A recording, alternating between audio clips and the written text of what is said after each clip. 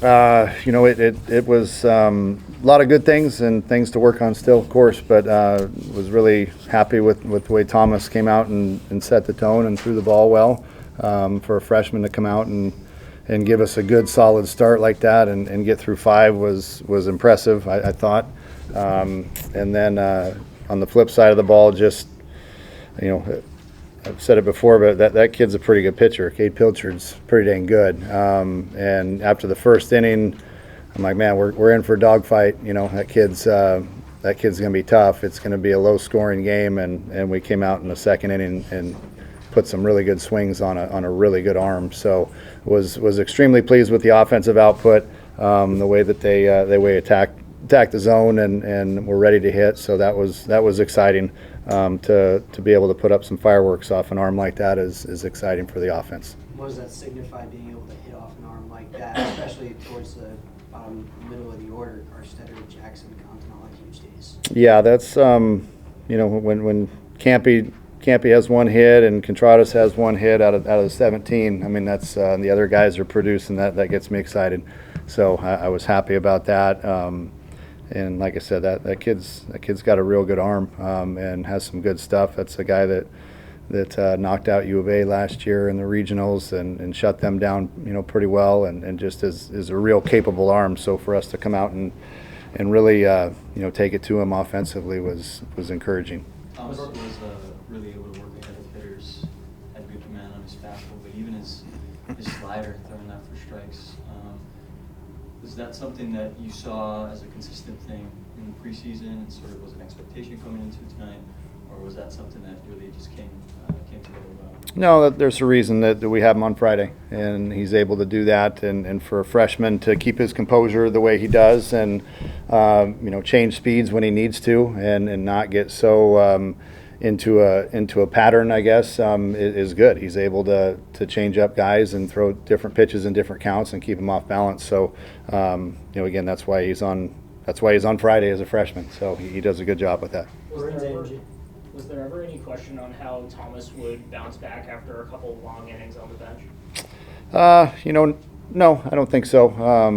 He's a tough kid. He's mentally stays in there and stays focused pretty good. So.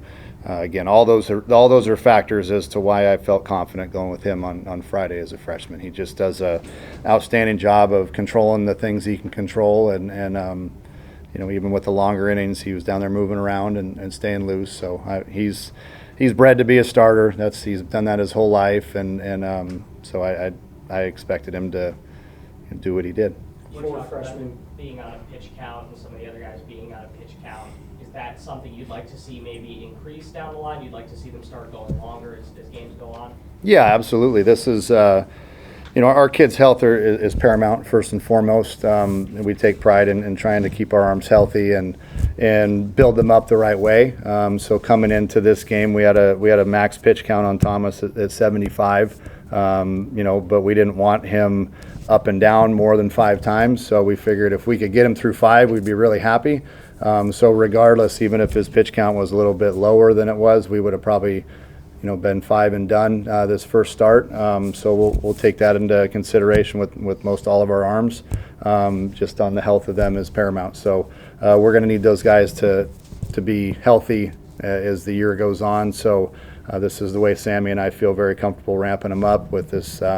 Next outing we'll ramp it up to maybe it'll be 6 innings if we can get through 6 and maybe bump it up to 85, 90 pitches next outing. Does that kind of tie into, you were sitting in here a lot last year talking about how past the first 2 or 3 weeks of the season, you don't see them as freshmen anymore, you see them as just players. Is that kind of tying into what you see with this pitching staff? It's going to have to be. We have no secret, we got a lot of freshman arms, and but hey, we're at the end of the freshman year, and after we get through a couple weeks of this and we get some jitters out and that was positive about tonight. We were able to get some freshmen in there and get their feet wet on the mound and hopefully get them over the shock so they'll be a little bit more comfortable next time out. That we're going to need those guys and those are good arms. Halvey and Josh Butler are good arms that we're going to need down the stretch, and we got to get them experience. And I don't know if we can get them a softer landing than we did tonight, but we knew they were going to be amped up, and they'll get better as we move on. Speaking of those 4 freshman arms, 4 freshmen is what you had pitched for you tonight. Burns and Jacobs were really nails, and you just touched on Alverson and Butler, got touched up a little bit. How do you keep their confidence up now? They'll be fine. You know, the way that Halvey bounced back after, you know, that was my fault on the pitch call there. You know, Sammy and I were kind of going back and forth on what pitch to throw, and he asked me, and I said breaking ball, and boy, was I wrong. So I'll take the blame for that one. But the way Halvey bounced back, you know, got the next 2 hitters out, you know, great job. So same thing with Josh. You know, he gave up a couple hits and runs, but he bounced back and continued to pound the zone. You know, hits the first guy on the first pitch. It's like, oh boy, you know, here we go. But he settled in and at least pounded the strike zone. So you know, I'll take 2 walks out of 9 innings any day. And that's something we've been working on and stressing with our pitching staff. So, but you know, all in all, positive night and things to work on, but a positive night. We know the offense was there, but the strikeout throw amount really set the trend, and I know that's something that you really have been working on. Yeah, that's you know, we trust our catchers, but also, you know, that's part of what we try to accomplish as a pitching staff is giving our catchers an opportunity to throw guys out. You know, by being somewhat decently quick to the plate and we have them you know, on a time that we like to keep them below. You know, when they get to the plate and give our catchers a chance to throw guys out. So that was a big momentum play in the game. Now, the first pitch swinging tonight, is that a philosophy you've been able to instill in the team prior to the season? And how do you feel they executed in that area? You know, it's more defined than first pitch swinging. You're looking for a pitch that you can do some damage with early in the count, and if that happens to be the first pitch, then go. The last thing we want is an offense is to be hitting behind in the count all the time.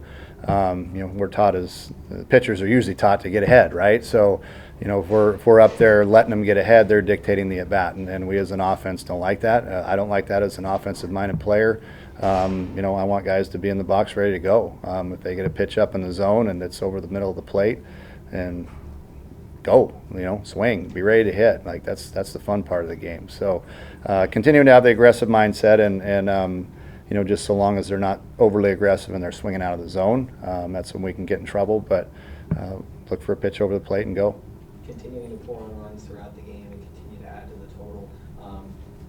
Has this kind of shown like the relentlessness that this group needs to hold themselves to the standard that they want to play at to get to a place like Omaha? Well, that's the standards of this place, is to be able to come out, and we're known historically of being a pretty dang good offensive program. And you know why is because we are, you know, hopefully fastball efficient and ready to attack the fastball if it's over the plate, and if there's a breaking ball that's up, we let it fly on that too. So you know, we're not trying to reinvent the wheel on hitting, but we're just trying to be really good at the basics and the fundamentals of it. So but yeah, a good start for our guys tonight, and hopefully we can build on it. Coach, there were a lot of players prior to tonight who talked about how deep this offense could possibly be, 15, 16 guys deep. When you see how the outfield and how some new guys produced tonight, do you truly believe that the sky's the limit really for this offense, considering, like you said, the historical precedent of this program? I do, yeah. I'm confident in our offense. You know, when again, not to beat a dead horse, but when you put together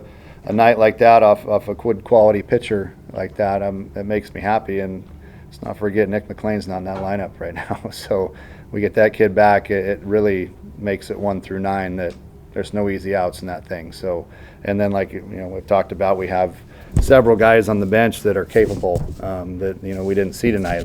Eamon Lance, you know, Josiah Cromwick, Mario DeMera, those are all senior veteran bats that are capable of putting together good ABs, and they didn't get in there tonight. So, you know, my biggest challenge is going to be feeding all those mouths and getting them in the game and keeping them sharp. So it's good problems to have, but on the same token, those guys are very capable of putting together good at-bats too. And considering this is Thomas's first start, and considering this is his freshman season, how high is the expectation for Connor and for Tyler tomorrow and Sunday, considering they are technically veterans, or do you already hold them to the same standard you would say as Thomas?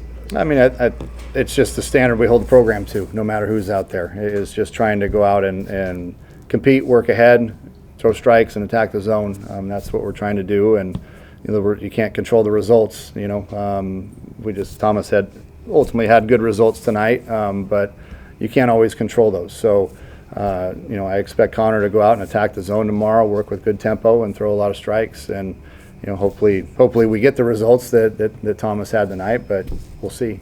He's going to hopefully go out and attack the zone and see what happens. Somebody mentioned a couple of weeks ago that he would ideally not want starters to see too many batters the third time through the order.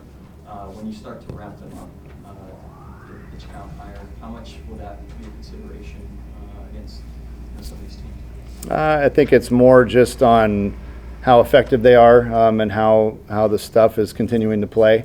Regardless if the velo is there or not, it's just a matter, you can tell from the side on this guy's starting to lose his finish on his pitches, those type of things. But as long as that's still there and they're continuing to be effective, we'll keep rolling them out there. How much are you aware of Thomas's? He talks about mental imagery, sort of like prepare himself. Said he had seen every at bat, sort of, or imagined it with each hitter on that Santa Clara team. What about his preparation as we're starting to take the last, since he joined? There's a reason he's on Friday night.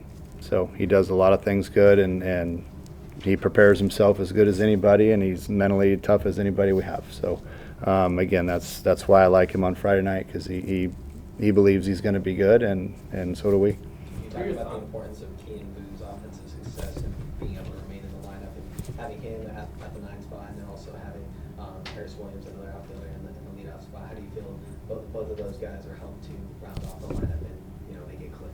I think as long as Kean sticks with his approach and does what he's capable of doing, that's another elite base runner we get in the lineup. He's a good bunter, can move runners, that type of thing. So, I anticipate him I expect him to continue to put together good at bats and be productive. Harris Williams has been outstanding since the minute he stepped on campus for us. Just continues to get hits, and without a doubt, he's our leadoff hitter and a guy that sets the table and is able to run and do some things with speed and handle the bat. So, those two guys right now at 9 and 1 in the lineup that roll over for each other, that's what we hope to have down there and up at the top.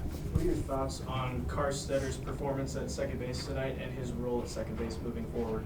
I thought offensively, obviously had a great night, 3 hits, and wasn't overmatched and did an outstanding job. Defensively, I think he had a handful of plays there that he made. He's solid, very solid.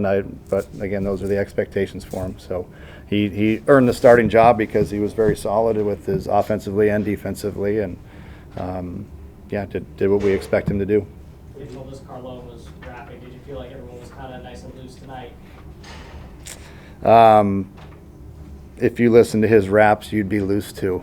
So, he's Carlone is quickly becoming one of the favorites in that clubhouse just because of his personality is infectious, and guys love being around him. And he was amped up today to get in the game, but we ultimately didn't need him tonight, but he'll be hot tomorrow. Was it nice to be able to close that down at the end, not let it get any closer, and not have to worry about using him?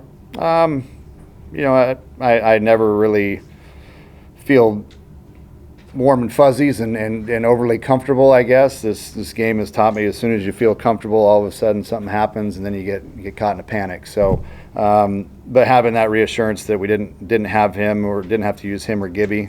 Gibby started kind of playing a little bit of catch there.